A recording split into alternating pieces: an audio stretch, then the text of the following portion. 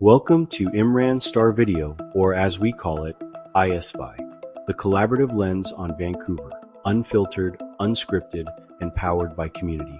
We're not just a voice behind the mic, we're a collective of creators, thinkers, storytellers, and city lovers coming together to spotlight the people, places, and energy that make Vancouver what it is. From coast mountain skylines to neon-lit backstreets, we're covering everything from downtown buzz to the untold stories shaping our scene. You'll find us exclusively on YouTube. No algorithms, no filters, just real talk. For behind the scenes, updates, and chaotic brilliance in real time, follow us on TikTok and Instagram. So hit subscribe, drop a comment, and help us grow from 100 to 10, 0 and beyond, because this isn't just our platform, it's yours too. Turn it up. Get into it. Let's talk Vancouver. This is ISVi. Let's be real. When people think of Vancouver, they usually picture snow-capped mountains, overachieving nature trails, and someone named Sierra drinking a turmeric latte while posting about wellness. And yes, the city is pretty enough to make your phone storage cry, but beneath the scenic flex and yoga in the park energy, Vancouver is dramatic in the best way possible. Like, not just an astrology Twitter thread kind of dramatic. We're talking theater, baby, that's right. While your For You page may think this city's only talent is for hiking and trauma bonding over real estate, Vancouver's got a performing arts scene that slaps harder than a final act plot twist. From Shakespeare by the beach to experimental monologues delivered in converted bike shops, Vancouver is full of creatives doing the most and doing it live, 8 shows a week. We're talking big theaters that smell like history and ambition, black box studios where the stage is also the exit, dance floors that double as protest platforms. This city might not scream Broadway, but it does whisper with purpose. You're about to feel something in a seat that costs less than a movie ticket. And yes, Vancouver's theater scene has its quirks. The budget's tight, the props are sometimes held together with gaffer tape and hope, and at least one person in every cast also works at a nearby cafe. But the talent? Undeniable. The energy? Unhinged in the best way. The drama? As local and organic as the kale at your overpriced farmer's market. In this exploration, we'll pull back the curtain on Vancouver's theater and performing arts world, from the iconic institutions to the fringe weirdos, we love them, the ballet shoes to the drag heels, and everything in between. So whether you're a full-on theater kid or just someone who claps politely when the lights go up, buckle in, because Vancouver's stages are small, but the drama is absolutely huge. Before Vancouver had contemporary dance showcases, immersive drag cabarets, or indie plays with titles like My Feelings Have Feelings, it had. Well, settlers in starched collars doing Shakespeare in makeshift tents. Yes, the origins of Vancouver's performing arts scene were basically colonial cosplay meets British theater dreams, and they started with more drama off stage than on. In the late 1800s and early 1900s, as the city was being developed, read, indigenous land being violently taken and repurposed. Theater was largely imported, aka white dudes doing Hamlet, while the city was still being paved. Performance spaces were limited, and cultural diversity in programming, not even a concept. If you weren't into Shakespeare, Victorian morality plays, or awkward musical comedy, you were out of luck. Things picked up by the mid-20th century, with more structured institutions forming cue the Vancouver Playhouse, founded in 1962, which quickly became the city's bougie theater nucleus. It was known for serious plays and being the go-to space if you owned a cashmere turtleneck and wanted to be seen nodding thoughtfully at Chekhov.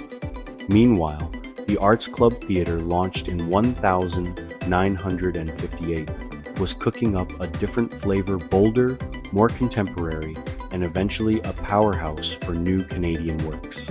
It was less, let's perform the canon, and more, What if the canon had a sense of humor and wore skinny jeans? And then came the glorious gritty curveball, the Vancouver Fringe Festival, established in 1985. It was like someone handed the keys to theater over to the weird kids, the broke kids, the queer kids, and the artists who thought proscenium arches were a prison. Suddenly, you had plays in alleyways, musicals in cafes, and one-person shows in bathrooms, and we were all better for it. At the same time, the scene began to shift finally. Indigenous, immigrant, and marginalized voices started carving space into the narrative, no longer satisfied with being included in someone else's version of Vancouver. Groups like Full Circle, First Nations Performance, and festivals like Talking Stick emerged, reclaiming theater as a space for ancestral storytelling, language, and resistance. Because believe it or not, theater isn't just for old white men monologuing about war guilt. It can also be about land, ceremony, and identity, performed with depth, rage, and joy. By the 2000s, Vancouver's theater scene had gone full multiverse: traditional, experimental, decolonial, digital, weird, wonderful, and everything in between. From queer cabarets to site-specific horror, plays to heartfelt community-based productions that actually listen to their audience, the city had officially decided if it can be staged, it will be. So yes, Vancouver's theatrical history may have started off painfully beige, but it evolved into a full-color spectrum of storytelling, messy, passionate, often underfunded, but deeply alive. And in a city where people sometimes act like culture starts and ends with the film industry, this scene has been quietly stealing the spotlight, one standing ovation at a time. Every city's got its theater darlings, the institutions with the legacy, the drama, and the lighting budget. In Vancouver, they don't just put on shows, they run the arts scene like it's a high-stakes episode of RuPaul's Drag Race in RuPaul's Drag Race. Is slightly more Shakespeare and slightly fewer sequins. These are the venues where actors cry on cue, audiences clap like their rent depends on it, and ghosts allegedly haunt the wings, because of course they do, it's theater. Let's start with the Arts Club Theatre Company, aka Vancouver's Theatrical Beyoncé. Founded in 1958 and based primarily on Granville Island, with satellite venues elsewhere, Arts Club is where big Canadian plays go to feel important. Their productions range from classic bangers, Lemmy, The Sound of Music, to fresh Canadian debuts that make you feel culturally superior for having seen them before the Netflix adaptation. This is where your mom, your boss, and that guy who always quotes Oscar Wilde go to feel classy. Then there's Bard on the Beach, Vancouver's answer to the question, what if Shakespeare, but hot, outdoors, and sometimes attacked by seagulls? Founded in 1990 and staged under giant tents in Vanier Park, Bard is what happens when Elizabethan drama meets West Coast granola energy. The actors wear corsets, but they also do yoga between matinees. Come for the soliloquies, stay for the killer sunset views and the smug thrill of watching Macbeth while surrounded by waterfront condos. Feeling experimental? The Cultch, short for Vancouver East Cultural Centre, is where traditional theatre goes to get weird in the best way possible. Located in East Van and housed in a converted church, because of course, the Cultch is the home of avant-garde, queer, BIPOC, neurodivergent, and genre-defying storytelling. One night, it's an interactive drag musical. The next, it's a wordless puppet nightmare about climate change, and somehow both will emotionally wreck you. It's also where Vancouver's cool art kids congregate when they're not making zines or DJing in a shipping container. Speaking of boundary pushing, Push International Performing Arts Festival is like the Met Gala of the Vancouver performance scene, bold, niche, aggressively curated, and kind of intimidating in a do I clap now way. Taking over stages and non-stages across the city every January, Push brings in cutting-edge performances from around the world that blur the lines between dance, theater, multimedia, and emotional spirals. If you leave a push show and know exactly what happened, congrats. You're either brilliant or lying. Let's not forget Fire Hall Arts Center, a fiercely community-driven venue known for punching far above its funding.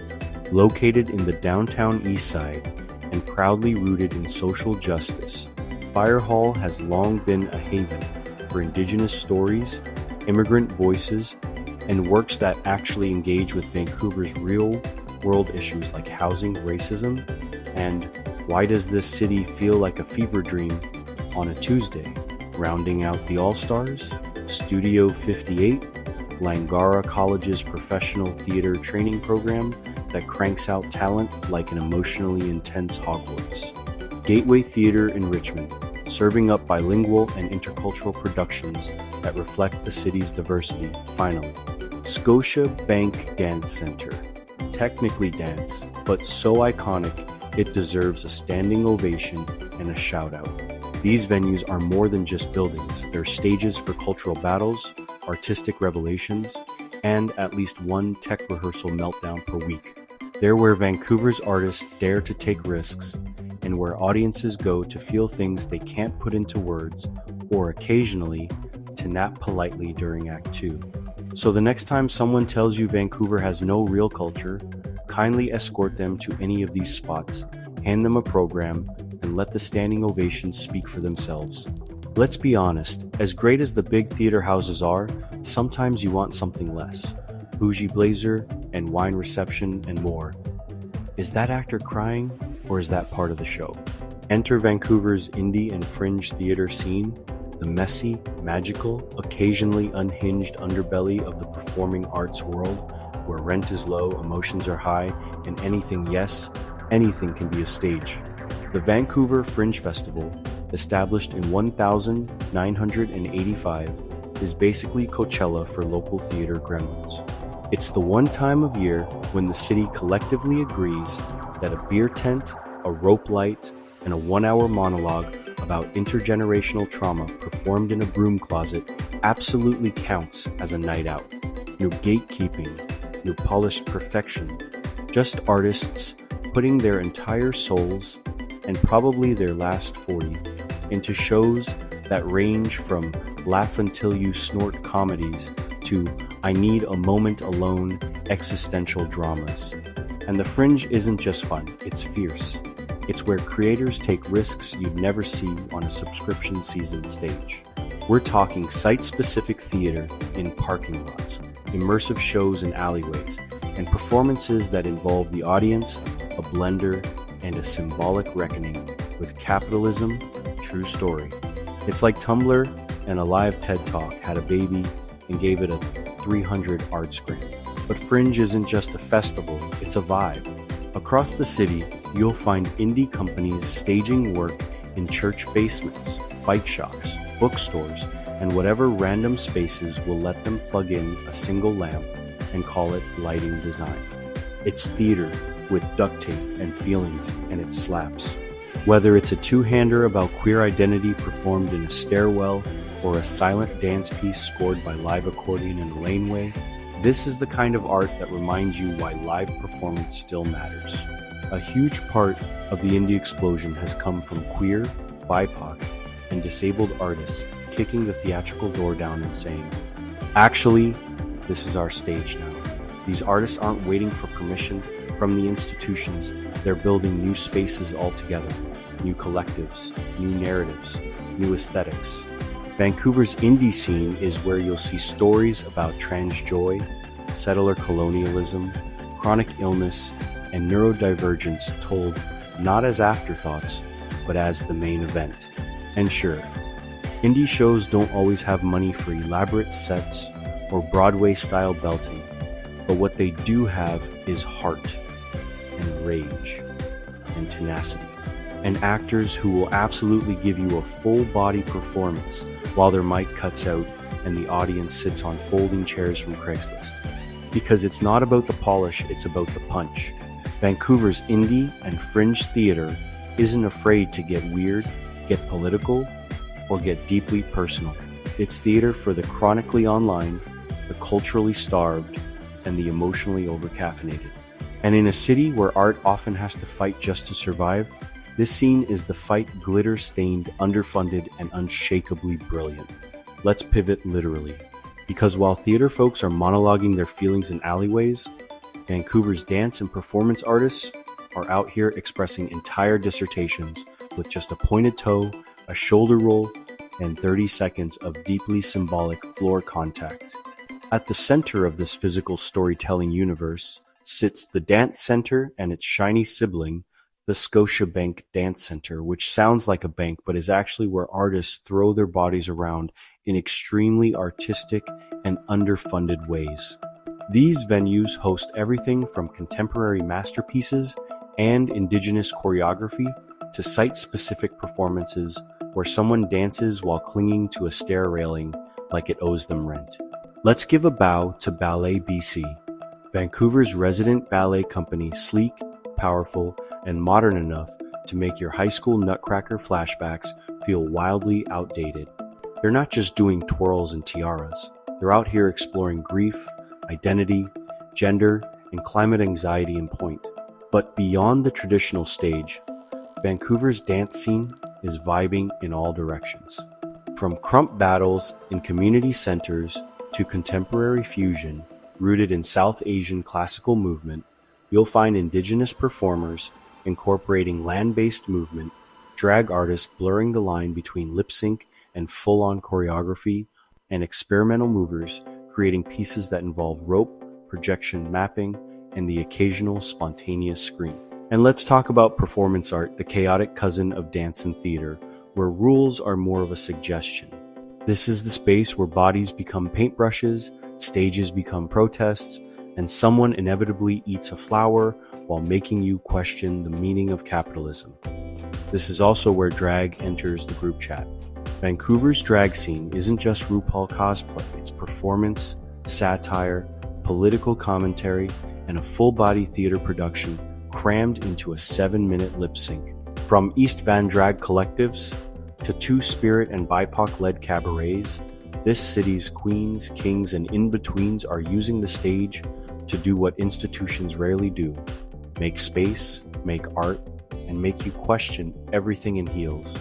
So yeah, Vancouver's performing arts scene isn't just about who can cry on cue, it's also about who can build an entire narrative arc out of a pirouette, a strobe light, and some industrial strength fog.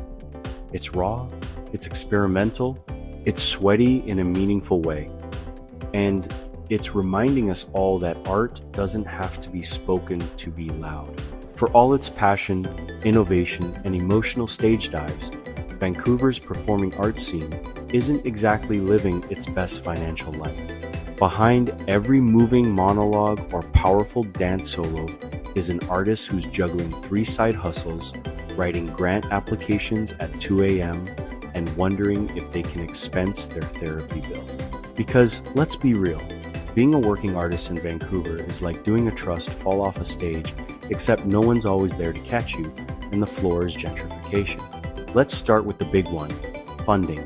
The performing arts are notoriously underfunded across Canada, but Vancouver takes it to Olympic levels of figure it out.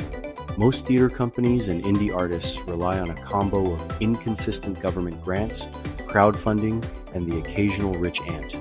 Meanwhile, arts organizations are expected to deliver high-impact, community-driven, diverse programming on a budget that wouldn't even cover 1 month's rent in Mount Pleasant. Spoiler: vibes are not a line item on a grant form. And speaking of rent, Vancouver's affordability crisis is like a recurring villain in this drama. Studios are disappearing, venues are folding, and artists are getting pushed out of the city they helped make cool in the first place. If you've ever seen a show staged in what looks like a repurposed dentist office, that's not avant-garde, that's survival. Every month, it feels like a new rehearsal space gets replaced by a luxury dog spa or a vegan juice bar called something like Call. Then there's the issue of audience engagement, especially in the post-COVID, wait, do I still go outside? Era. Theaters are open, but audiences are cautious, and if we're being honest, many are distracted by Netflix, TikTok, and the soul-sucking abyss that is real estate TikTok. Convincing people to put on pants and leave the house for live performance is a battle, even when the show includes confetti cannons, sword fights, and raw emotional breakdowns. In character, mostly. On top of all that, equity and representation remain uphill battles. For years, many Vancouver institutions operated on autopilot, staging the same playwrights, casting the same faces, programming the same narratives. But as the city's population continues to diversify, so too does the demand for stories that reflect everyone, not just the well-funded and well-connected. That means real commitments, not just land acknowledgements read like someone's checking their email mid-sentence. There's progress, but it's slow, uneven, and often emotionally exhausting for BIPOC, queer, disabled, and otherwise marginalized artists who are still being asked to consult for free or explain why representation matters again. Hint: if you're asking for unpaid labor to help you be inclusive, you've already flopped. And yet, despite all the chaos, the broken funding models, the disappearing venues, the emails that begin with, unfortunately, and the emotional whiplash of performing to an audience of 7 and a dog, Vancouver's performing artists keep showing up. They make it work, they create anyway. Because the show must go on, even if the props are borrowed and the lead actor is also doing tech. Let's be clear. If the last time you supported theater involved a couch, a Disney Plus subscription, and you singing Defying Gravity with a plastic wine glass in hand, you might be part of the problem. Look, we love Hamilton too, but if you're quoting Lin-Manuel Miranda more than you're showing up to local performances, it's time for a vibe check. Supporting Vancouver's performing arts scene doesn't require a top hat, a trust fund, or the ability to explain what Brechtian alienation means, thank God. It just means you stop treating local theater like a side quest and start acting like it's part of the main storyline. First up, buy the ticket, go to the show up physically, in person, with your face. Yes, that means leaving your apartment. Yes, even if it's raining, it is. Whether it's a polished main stage production or an indie piece called Crying in IKEA, a one-woman memoir, get in that seat. Your presence matters. Theater without an audience is just extremely expensive shadow puppetry. Next, bring a friend. Or 3. Drag your roommate, your coworker, your hinge match. Local shows need butts in seats, and nothing says, I'm emotionally available, like supporting a struggling actor and pretending you totally understood that experimental clown piece. Now let's talk money. If you have even a little bit to spare, throw it at the arts like it's the last glitter cannon at a fringe show. Donate. Buy merch. Tip the performers if it's that kind of event. Skip one 17 cocktail and instead fund someone's lighting rental for their solo show about ghost trauma. Oh, and stop asking artists to comp you. If your support of theater involves texting your friend the night of the show asking for a free ticket, you are not supporting theater, you are draining theater. Pay the cover. You wouldn't ask your dentist for a guest list spot, would you? Also crucial. Engage with the work outside of the venue. Follow your fave companies and artists on social media. Share their upcoming shows. Hype them in the comments like you're their stage mom. Leave reviews that are more than, "It was good." Seriously, give us adjectives captivating, raw, unhinged in a brilliant way. And if you loved it, tell everyone. Word of mouth is the indie theater lifeblood. And don't sleep on the behind-the-scenes heroes. Tech crew, stage managers, costume designers. These people are the backbone of every production, and they deserve your respect, and possibly snacks. If you see someone climbing a lighting rig while wearing a headset and holding 5 cue sheets, buy them a coffee. They've seen things. Finally, advocate. Speak up when arts funding is on the chopping block. Email your city councilor. Share petitions. Make noise, because when governments try to tighten the budget, the arts are always first on the chopping block and no one's cutting back on real estate developers, we promise. Bottom line, if you say you support the arts, prove it with your time, your wallet, and your Instagram story. Vancouver's performing artists are doing the absolute most with the absolute least, and all they're asking is that you show up, clap like you mean it, and maybe cry in the dark with 40 strangers once in a while. That's not just support, that's community. At the end of the day, or more appropriately, the final blackout followed by a semi-awkward curtain call, Vancouver's performing arts scene is the chaotic, creative beating heart of a city that desperately needs more than brunch and real estate infographics to feel alive. Yes, this is a city of yoga studios, 7-drip coffee, and people who call their dogs fur babies. But it's also a city of drag kings, Shakespeare tents, barefoot dancers, clown poets, and indie playwrights monologuing about heartbreak, climate grief, and identity under one sad spotlight and a disco ball they found on Facebook Marketplace. And it's glorious. Vancouver's theater and performance scene isn't just alive, it's thriving in spite of everything, in spite of rent, in spite of budget cuts. The artists here keep showing up on stages, in parking lots, in converted laundromats telling stories that matter. Because here's the thing, Vancouver doesn't need to become the next Broadway or West End. It already is something special. It's the theater kid who never got the lead role but kept going anyway, built their own stage out of recycled plywood, and filled every seat with people who finally saw themselves in the spotlight. So, next time you walk past a theater poster stapled to a hydro pole, or see a flyer for a one-act show that sounds both emotionally devastating and confusingly sexy, don't scroll past it. Show up. Buy the ticket. Laugh too loud. Cry in the second row. Be part of the standing ovation. Because all the city's a stage, and in Vancouver, that stage is on fire, queer, full of smoke machines, and absolutely worth watching. And just like that, the city's pulse slows, but the story doesn't stop. You've been watching ISVi Imran Star Video, where voices come together and the city speaks back. We're a crew, not a single face. A movement, not a moment. From the seawall to the skyline. From underground voices to rooftop vibes, we're telling the stories that don't make the news, but make the neighborhood.